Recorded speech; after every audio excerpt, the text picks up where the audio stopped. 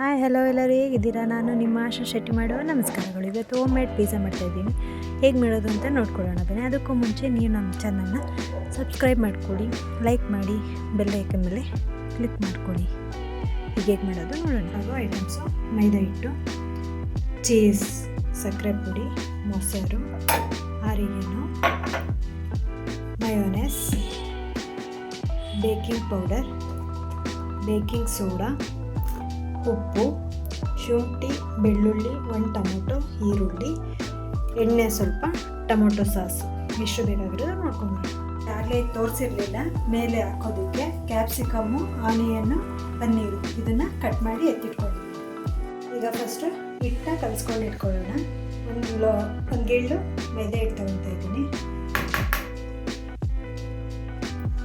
ರುಚಿಗೆ ತಕ್ಕಷ್ಟು ಉಪ್ಪು ಹಾಕ್ಕೊಳ್ತಾ ಇದ್ದೀನಿ.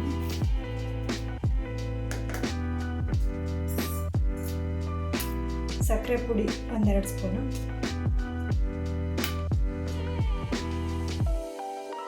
ಬೇಕಿಂಗ್ ಸೋಡಾ 1/2 ಸ್ಪೂನು,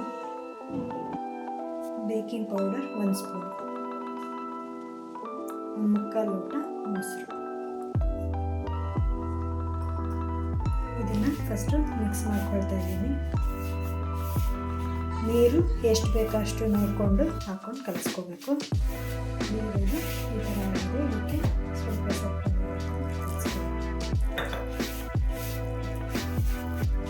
ನೋಡಿ, ಇದು ಈ ಥರ ಕಲಿಸಿದ್ದೀನಿ ಚಪಾತಿ ಹಿಟ್ಟಿನದಕ್ಕೆ. ಇದಕ್ಕೆ 1-2 ಸ್ಪೂನ್ ಎಣ್ಣೆ ಹಾಕ್ಕೊಂಡು ಕಲಸಿ 10 ನಿಮಿಷ ನೆನೆಯೋಕ್ಕೆ ಬಿಡಬೇಕು. ನೋಡಿ, ಇದು ಆಗಿದೆ. ಇದನ್ನು ನೆನೆಯೋದಕ್ಕೆ ಬಿಡಿ 10 ನಿಮಿಷ. ಈಗ ಸಾಸ್ ಮಾಡ್ಕೊಳ್ಳೋಕ್ಕೆ ರೆಡಿ ಮಾಡ್ಕೊಳ್ಳೋಣ. ಈಗ ಇದಿಷ್ಟು ಈರುಳ್ಳಿ, ಶುಂಠಿ, ಬೆಳ್ಳುಳ್ಳಿ, ಟೊಮೊಟೊ ಇಷ್ಟನ್ನು ಹಾಕ್ಕೊಂಡು ಬೇಯಿಸ್ಕೋಬೇಕು. ಈಗ ಇದನ್ನು ಹಾಕ್ಕೊಂಡು ಇದು ಮುಳುಗೋ ಅಷ್ಟು ನೀರು ಹಾಕ್ಕೊಂಡ್ರೆ ಸಾಕು. ಇದನ್ನು ಬೇಯಿಸ್ಕೊಂಬರೋಣ. ನೋಡಿ, ಈಗ ಇದು ಬೆಂದಿದೆ. ಇದನ್ನು ರುಬ್ಕೊಂಡ್ಬರಬೇಕು.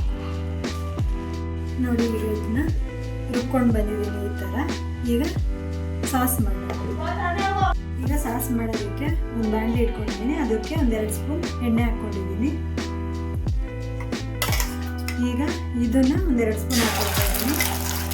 ರುಬ್ಬಿದೆ ಬರೀ 2 ಸ್ಪೂನ್ ಹಾಕ್ಕೊಳ್ತಾ ಇದ್ದೀನಿ.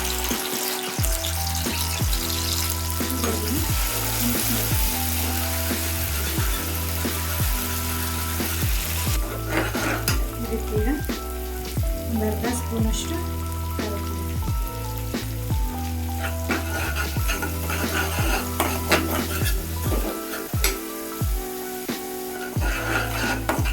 ಇದಕ್ಕೆ ಸಕ್ಕರೆ ಪುಡಿ ಹಾಕ್ಕೊಳ್ತಾ ಇದ್ದೀನಿ.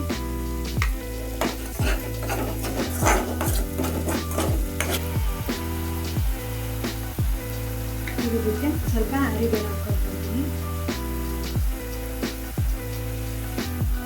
ಸ್ವಲ್ಪ ಉಪ್ಪು ಹಾಕ್ಕೊಳ್ತಾ ಇದ್ದೀನಿ. ಇದನ್ನು ಮಿಕ್ಸ್ ಮಾಡ್ಕೊಳ್ತೀನಿ. ಇದಾದ್ಮೇಲೆ ಈಗ ರುಬ್ಬಿರೋ ಮಿಶ್ರಣ ಎಲ್ಲದನ್ನು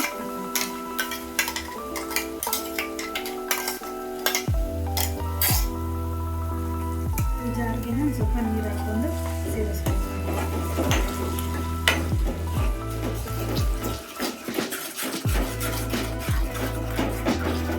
ಇದೊಂದು ಸ್ವಲ್ಪ ಕುದಿಬೇಕು. ಕುದ್ದಾದ್ಮೇಲೆ ಇದಕ್ಕೆ ಟೊಮೊಟೊ ಸಾಸ್ ಹಾಕ್ತೀನಿ.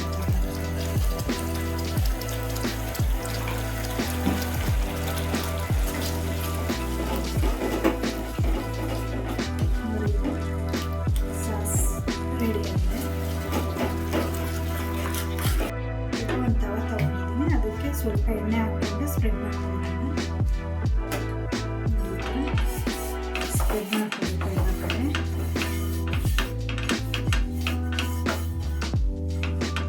ಈ ಥರ ಮಾಡಿಕೊಂಡು ಎತ್ತಿಟ್ಕೊಂಡು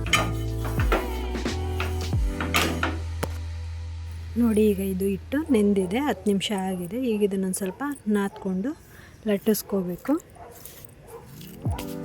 ನೋಡಿ, ಒಂದು ಸ್ವಲ್ಪ ಹಿಟ್ಟು ಹಾಕ್ಕೊಂಡು ಕೆಳಗೆ ಲಟ್ಟಿಸ್ಕೋಬೇಕು.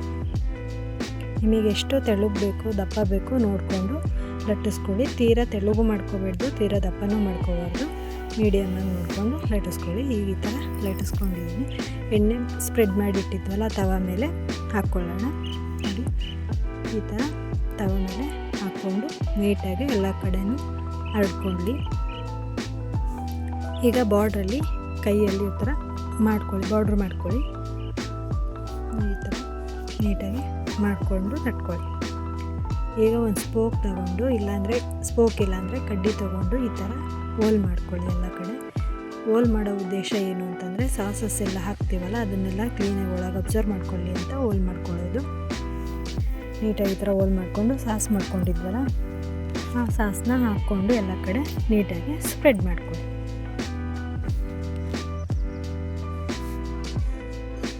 ನೋಡಿ ಈ ಥರ ಎಲ್ಲ ನೀಟಾಗಿ ಸ್ಪ್ರೆಡ್ ಮಾಡ್ಕೋಬೇಕು. ಟೇಸ್ಟ್ ಮಾತ್ರ ಸಖತ್ತಾಗಿರುತ್ತೆ. ನೀವು ಮನೇಲಿ ಟ್ರೈ ಮಾಡಿ, ಹೇಗೆ ಬಂತು ಅಂತ ಪ್ಲೀಸ್ ಕಾಮೆಂಟ್ ಮಾಡಿ. ಈ ಥರ ನೀಟಾಗಿ ಎಲ್ಲ ಕಡೆ ಸ್ಪ್ರೆಡ್ ಮಾಡ್ಕೊಳ್ಳಿ. ನೋಡಿ ಈಗ ಇದು ಸ್ಪ್ರೆಡ್ ಮಾಡಿದ್ದಾಗಿದೆ. ಇದ್ರ ಮೇಲೆ ಈಗ ಮಯೋನೈಸ್ ಹಾಕ್ತಾಯಿದ್ದೀನಿ. ನೀವು ಬೇಕು ಅಂತಂದರೆ ವೈಟ್ ಸಾಸ್ ಸಹ ಮನೆಯಲ್ಲೇ ಮಾಡಿಕೊಂಡು ಹಾಕ್ಕೋಬೋದು. ಬೇಕು ಅಂತಂದವರು ವೈಟ್ ಸಾಸ್ ಮಾಡೋದು ಹೇಗೆ ಅಂತ ಕಾಮೆಂಟ್ ಮಾಡಿ, ನಾನು ಹೇಳ್ಕೊಡ್ತೀನಿ. ಮಯೋನೈಸ್ ಫ್ರಿಜ್ಜಲ್ಲಿ ಇಟ್ಟಿರೋದ್ರಿಂದ ಗಟ್ಟಿಯಾಗಿದೆ. ಮಾಡೋಕ್ಕೂ ಒಂದು ಅರ್ಧ ಗಂಟೆ ಮುಂಚೆನೇ ಹೊರಗೆ ಎತ್ತಿಟ್ಕೊಂಡ್ರೆ ಅದೊಂದು ಸ್ವಲ್ಪ ಲಿಕ್ವಿಡ್ ಥರ ಬರುತ್ತೆ. ಅದನ್ನು ಎಲ್ಲ ಕಡೆ ಸ್ಪ್ರೆಡ್ ಮಾಡಿಕೊಂಡು ಪನ್ನೀರು ಸಹ ಚಿಕ್ಕ ಚಿಕ್ಕದಾಗಿ ಕಟ್ ಮಾಡಿಕೊಂಡು ಎಲ್ಲ ಕಡೆ ಹರಡ್ಕೊಳ್ತಾ ಇದ್ದೀನಿ. ನೀವು ಬೇಕು ಅಂತಂದವರು ಬೇರೆ ಥರ ವೆಜಿಟೇಬಲ್ಸೇ ಆಗಲಿ ಅಥವಾ ಸ್ವೀಟ್ ಕಾರ್ನ್ ಆಗಲಿ ಟೊಮೊಟೊ ಆಗಲಿ ಎಲ್ಲ ಥರದೂ ಹಾಕ್ಕೋಬೋದು.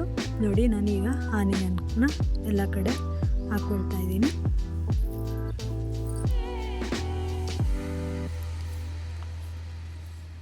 ನೋಡಿ ಈ ಥರ ಎಲ್ಲ ಕಡೆನೂ ಹಾಕ್ಕೊಳ್ಳಿ. ಈಗ ಕ್ಯಾಪ್ಸಿಕಮ್ನ ಹಾಕ್ಕೊಳ್ತಾ ಇದ್ದೀನಿ. ಕ್ಯಾಪ್ಸಿಕಮಲ್ಲಿ 3 ಥರ ಕಲರ್ಸ್ ಬರುತ್ತೆ, ರೆಡ್ಡು, ಯೆಲ್ಲೋ ಮತ್ತು ಗ್ರೀನ್ 3 ಬರುತ್ತೆ. ನಾನು ಗ್ರೀನ್ ಹಾಕ್ಕೊಳ್ತಿದ್ದೀನಿ. ಕಲರ್ಫುಲ್ಲಾಗಿ ಬೇಕು ಅಂತಂದವರು 3 ಥರದ್ದನ್ನು ಹಾಕ್ಕೋಬೋದು. ಈ ಥರ ಎಲ್ಲ ಥರ ಹಾಕ್ಕೊಂಡು ಚೀಸ್ನ ತುರಿದು ಇಟ್ಕೊಂಡಿದ್ನಲ್ಲ ಅದನ್ನು ಎಲ್ಲ ಕಡೆ ಸ್ಪ್ರೆಡ್ ಮಾಡ್ಕೊಳ್ತಾ ಇದ್ದೀನಿ. ನೀಟಾಗಿ ಎಲ್ಲ ಕಡೆ ಸ್ಪ್ರೆಡ್ ಮಾಡ್ಕೊಳ್ಳಿ. ತುಂಬಾ ಚೆನ್ನಾಗಿರುತ್ತೆ.